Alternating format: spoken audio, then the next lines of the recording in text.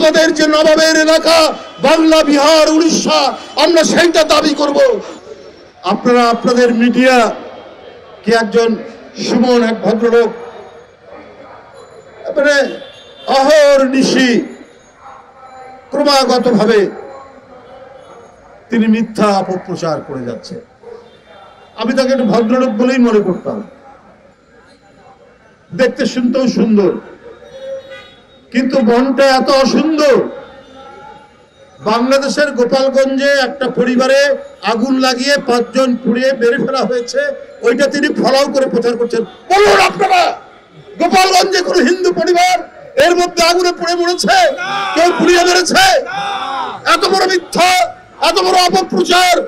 ভারত কোন গণতান্ত্রিক দেশ, ভারত বলে সেকুলার দেশ, ভারত বলে ধর্মনিরপেক্ষ দেশ, আর তাদের মিডিয়া আজকে খেয়ে না খেয়ে বাংলাদেশের বিরুদ্ধে অপপ্রচার করছে। শুভেন্দু বাবুদের তল্পি বাহক হয়েছে।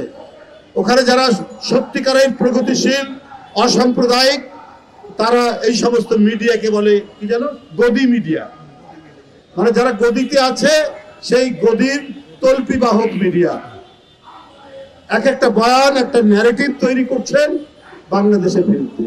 কারণ শেখ হাসিনার পতনটা একেবারেই মেনে নিতে পারছেন না, একেবারেই মেনে নিতে। 28 লক্ষ কোটি টাকা পাচার হয়েছে শেখ হাসিনার আমলে।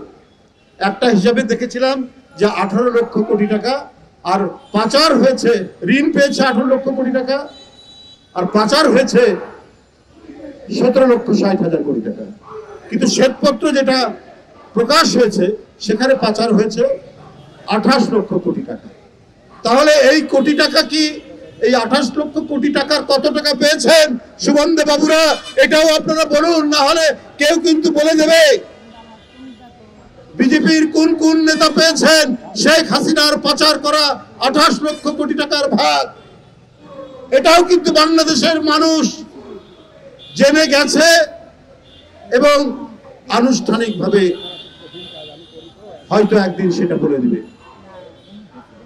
আমরা এত আন্দোলন সংগ্রাম, এত ত্যাগ, শিশু থেকে শুরু করে তরুণরা অকাতরে জীবন দিল, তাদের রক্তাক্ত লাশ পড়ে থাকলো, গোটা বিশ্ব কেঁদে উঠেছে, গোটা বিশ্বের মানুষের চোখ দিয়ে কান্না ঝরেছে।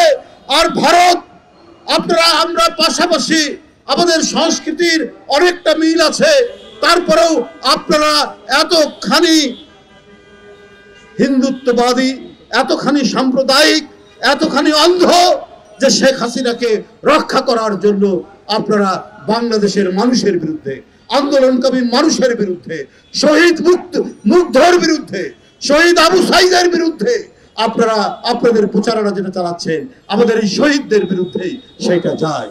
গণতন্ত্রের জন্য আমাদের মহান আত্মত্যাগ, সেই মহান আত্মত্যাগকে আপনারা ভুলুণ্ঠিত করার চেষ্টা করছেন, তাতে কোনো লাভ হবে না। আপনারা যদি মনে করেন এই করে আপনাদের আগ্রাসন সুসম্পন্ন করবেন, আমরা আমাদের স্বাধীনতা, সার্বভৌমত্ব বিশ্বাস করি, রক্ষা করার জন্য অঙ্গীকারবদ্ধ।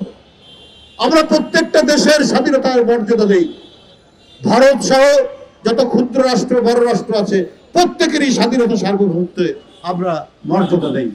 কিন্তু ভারতের শাসক গোষ্ঠী যদি মনে করে যে না, আমি সম্প্রসারণ চালিয়ে আমরা বাংলাদেশ, নেপাল, ভুটান এবং অন্যান্য আশেপাশের দেশ আমরা কবজা করে নেব, এইটা কিন্তু আপনারা মানে বোকার স্বর্গে বাস করছেন।